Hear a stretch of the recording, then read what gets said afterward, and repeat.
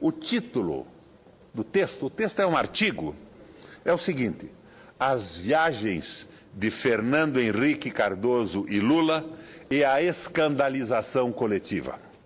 Diz o autor, abre aspas, um presidente brasileiro está rodando o mundo em viagens patrocinadas por empresas e corporações que cresceram e ganharam muito dinheiro em seu período de governo. Nessas viagens, a presença do ex-presidente ajuda as empresas patrocinadoras a captar investimentos e ganhar mercados.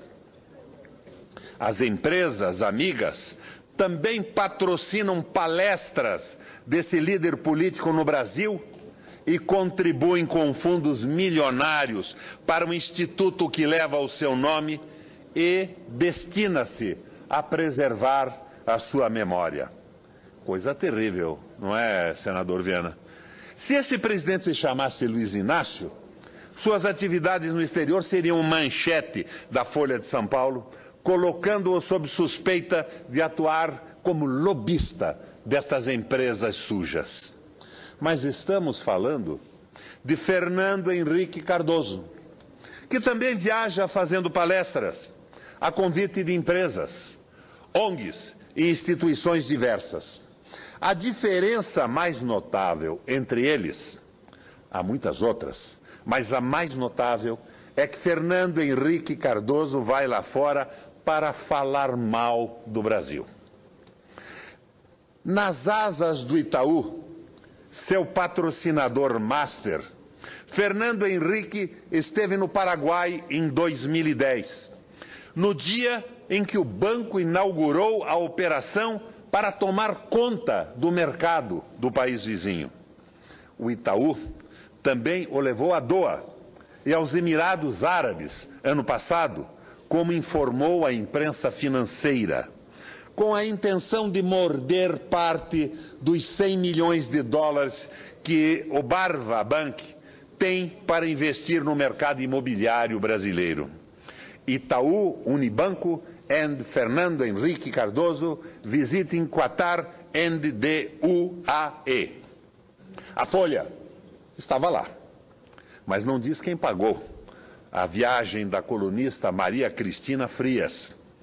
Fernando Henrique Cardoso vai ao Oriente Médio com o Itaú para atrair investimento. Ela escreveu exatamente isso.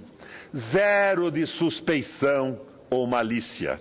O jornal não se preocupou em saber se a embaixada brasileira alugou impressoras para apoiar o ex-presidente em sua missão, mas registrou direitinho o que ele disse lá sobre o governo brasileiro atual.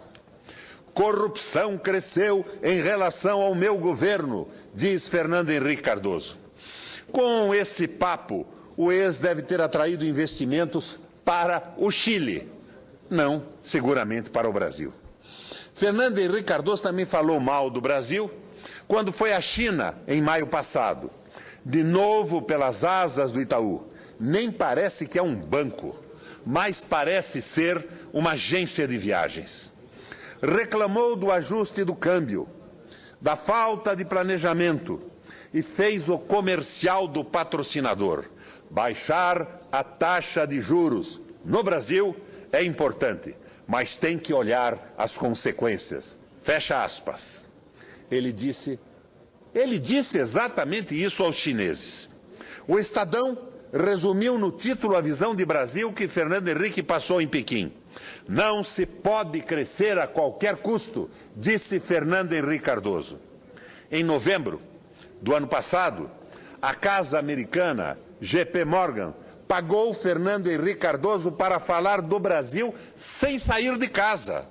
O Brasil está pagando o preço por não ter dado continuidade aos avanços implementados, entre aspas, ele disse, numa palestra para investidores estrangeiros em São Paulo.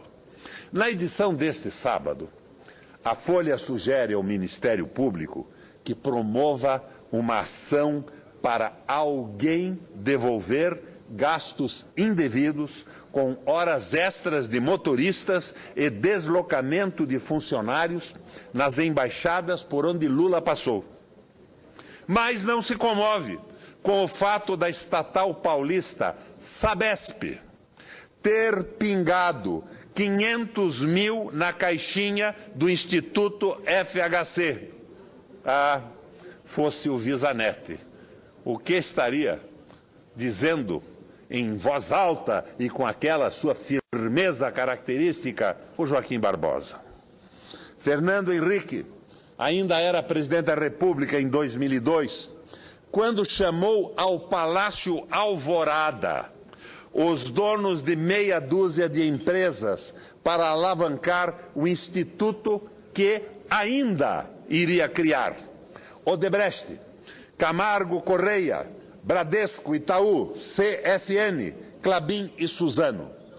A elas se juntaria a Ambev. Juntas pingaram 7 milhões no chapéu de FHC. Mas foi o Tesouro que pagou o jantar, descrito em detalhes nesta reportagem da revista Época. Todos à mesa eram gratos a Fernando Henrique pelo Plano Real. E não se duvide de que alguns tenham coçado o bolso por idealismo. Acredito que até isso poderia ter acontecido. Mas se a Folha utilizasse o mesmo orelho com que trata Lula, teria registrado que o Itaú e o Bradesco eram gratos pela maior taxa de juros do mundo, que passou a ser recorde no livro Guinness. A Ambev deve ser o monopólio ao CAD dos tucanos. A CSN é a primogênita da privataria e quase todos ali deviam algum ao BNDES. FHC e seu instituto prosperaram. No primeiro ano como ex-presidente, ele faturou 3 milhões em palestras. Abre aspas. O critério é cobrar metade do que cobra o Bill Clinton, explicou modestamente um assessor de Fernando Henrique Cardoso.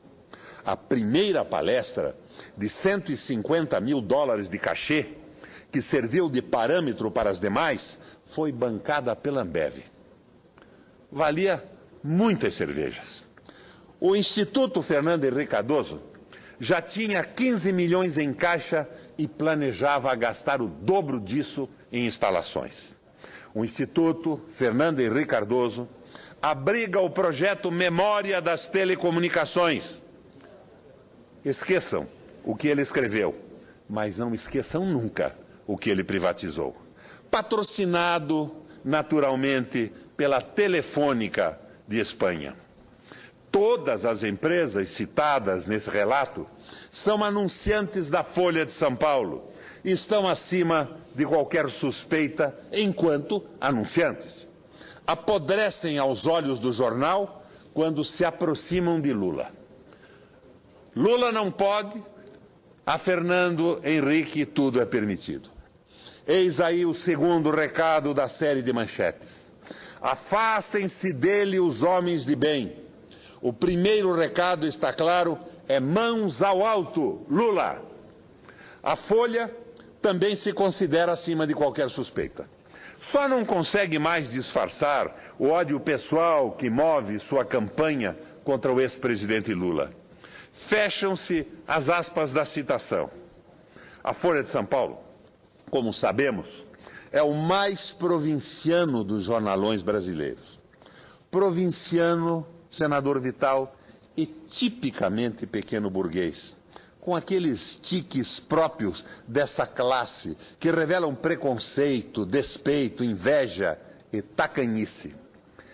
E uma nada desprezível dose de sordidez, de torpeza, como comprova o caso da publicação da ficha policial fraudada da então candidata Dilma Rousseff. Matriz, nutriente e propagadora desses sentimentos, a Folha revela mais uma vez seu lado sombrio. Do sociólogo que se diz políglota, perdoa tudo. Afinal, Trata-se de um puro exemplar da Casa Grande, embora com um pé na cozinha, como ele, querendo ser engraçado, disse. Agora, o pau de arara, egresso da senzala, não tem perdão. Ora, que ousadia! Viajar pelo mundo com a pretensão de representar o Brasil. Abespinham-se os antigos donos da rodoviária de São Paulo. Esse ressentimento tem outro motivo. O pau de arara, o torneiro mecânico que cruza os oceanos e é extraordinariamente bem recebido aonde quer que desembarque, é também o responsável por outro tormento: o acesso dos mais pobres a viagens aéreas.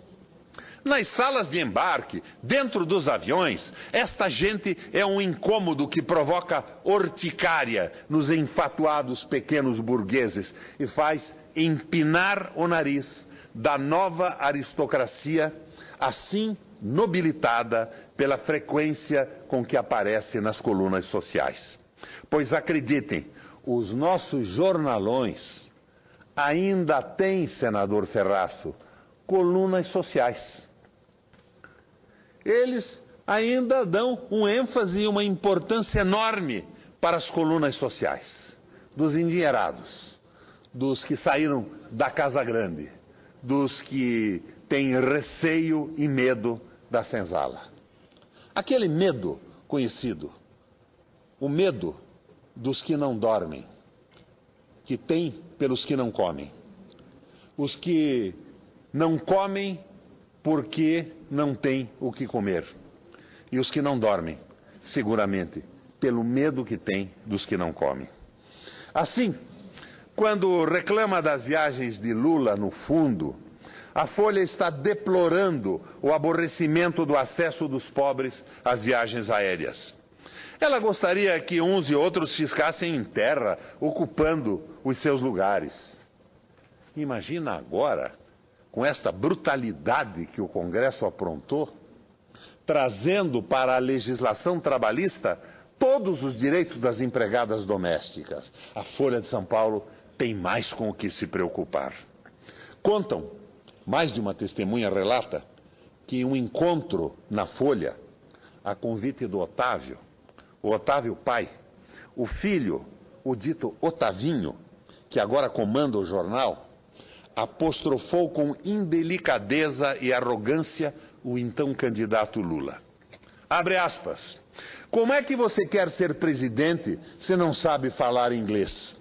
Teria dito o Júnior, o Otavinho. Acho que é por aí. Fernando Henrique pode viajar patrocinado por quem quer que seja, pois a Folha acredita que ele fale inglês. E o Lula, senador Viana, todos sabemos, de inglês não diz, não fala, não sabe pronunciar uma única palavra que seja. Obrigado pelo tempo, presidente.